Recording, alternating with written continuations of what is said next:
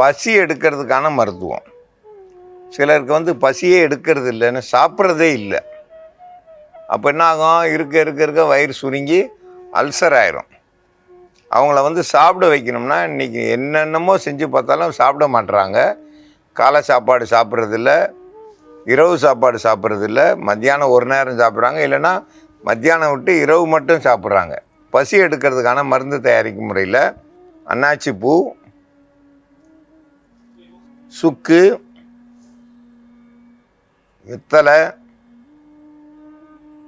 பிரண்டை, தேன் இதெல்லாம் கூட்டு கலவையாக செஞ்சு இப்போ நம்ம மருந்தாக தயாரிக்க போகிறோம். நன்றாக பசி எடுக்க. மாத்திரை மருந்து அதிகம் சாப்பிட்றவங்களுக்கு பசியே எடுக்காது. வயிற்றுக்குள்ளே புண்ணு இருக்கிறவங்களுக்கு பசி எடுக்காது. இடைப்பட்ட நேரத்தில் இப்போ 3 நேரமும் வந்து சாதம் சாப்பிட்டுட்டு இருக்கிறவங்களுக்கு, தண்ணி ஆகாரம் கரெக்டாக சாப்பிட்றவங்களுக்கு அவங்களுக்கு டயத்துக்கு பசிக்கும். ஆனால் இடைப்பட்ட நேரத்தில் வந்து ஒரு 4 பிஸ்கட் சாப்பிட்டோம், டீ குடித்தோம், பால் சாப்பிட்டோம், பஜ்ஜி சொச்சி சாப்பிட்டோம் அப்படின்னு சொல்லி இருக்கிறவங்களுக்கு அதுவே நம்ம வந்து பசியை போய்க்கிறோம். எண்ணெய் பண்டங்கள் உள்ளே போகிறப்ப சீக்கிரமாகவே பசிக்காது. இன்னும் பார்த்தீங்கன்னாக்கா அந்த மலச்சிக்கல் இருக்கிறவங்களுக்கு ஒரு நாளைக்கு 2 வேளையாவது போகணும். அவங்க 3 நேரம் போனாக்கா சுத்தமான உடம்பு. மலம் கழிச்சாங்கனாக்கா ஒரு நாளைக்கு ஒரு வேளை அல்லது 3 நாளைக்கு ஒரு முறை, நாங்கள் வாரத்துக்கு ஒரு முறை நாங்கள் மோசன் போகிறோம் அப்படின்னு சொல்கிறாங்கன்னா அவங்களுக்கு வந்து பசியே எடுக்காது. நோய் தான் உருவாக்கிட்டே வரும். பசித்த பின் புசி அப்படின்னு சொல்லியிருக்காங்க. அதாவது பசி எடுக்காமலே மேலும் மேலும் சாப்பிட்டுக்கிட்டே இருப்பாங்க. திரும்ப அவங்களுக்கு வந்து பசியே இல்லாமல் போயிடும். பெருந்தீனி திங்கிறவங்களுக்கு திரும்ப முதல்ல அதிகம் சாப்பிடுவாங்க, திரும்ப அவங்களுக்கு பசியே இல்லாமல் போயிடும்.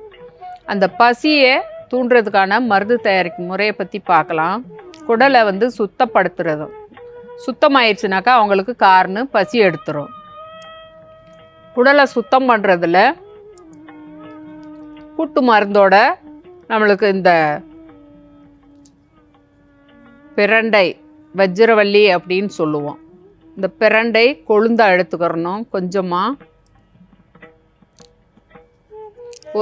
ஒரு பீஸ் எடுத்துக்கிட்டாலும் போதுமானது. இதை நல்லா நரம்பு இல்லாமல் சுத்தம் பண்ணிவிட்டு இது கூட ஒரு வெற்றிலை, பிரண்டையும் வெற்றிலையும் கொஞ்சமாக தண்ணி விட்டு அரைச்சி எடுத்து புழிஞ்சு வச்சுக்கிறணும். இந்த சாறை எடுத்து வச்சுருக்கிறோம். சுக்கு ஒரு சிறு துண்டு எடுத்துக்கிறணும். இது கூட அன்னாச்சி பூ 1ல் பாதி எடுத்துக்கிறலாம்.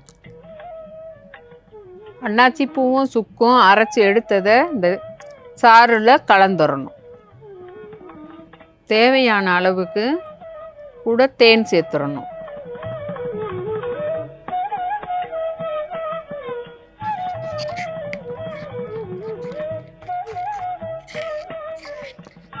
நம்ம பிரண்டை சேர்த்துருக்கிறதுனால அது அரிப்பு சுவை இருக்கிறதுனால நம்ம பச்சை மருந்தாக சாப்பிட்றோம், நிறையா நம்ம எடுத்துக்கிறணும் அப்படின்னு சொல்லி நீங்கள் நினைக்க வேண்டாம்.